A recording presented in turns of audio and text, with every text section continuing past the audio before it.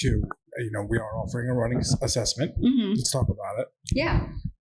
What are we doing when we look at it? What are you looking at? Yeah, so I think the running assessment's really great. There's a lot of different things I think with runners that we can look at. Some of the bigger things with running related injuries is that a lot of times it is a result of the running load exceeding the capacity of the runner. And that's kind of where a lot of the strength training comes into play. And another thing to consider are the risk factors with running. And that could be the volume that the patient is running. It could be the pace, the terrain, the patient's BMI. So we have to consider that. And when we're looking at the runner, we can do a gait analysis. We can actually put them on the treadmill and see what their gait looks like. And kind of like what I had mentioned earlier, we can see certain deviations that could line up with some strength deficits that they have.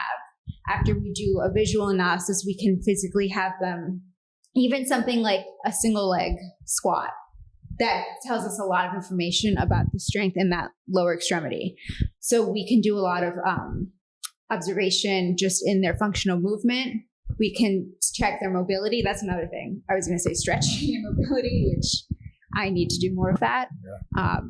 But a lot of runners don't stretch, and that can definitely lead to injury. So we can kind of take all this information and also take into consideration the patient's sleep. Are they getting enough sleep? Are they getting the right amount of nutrition? Are they incorporating mobility and stretch and strengthening into their program? If they're not, we can address all of this, and we can find, whatever gait deviations they might have that could be contributing to their deficits. So with the running assessment, it's a sit down with the runner. We're going to watch your gait. We're going to check your strength. We're going to check your mobility.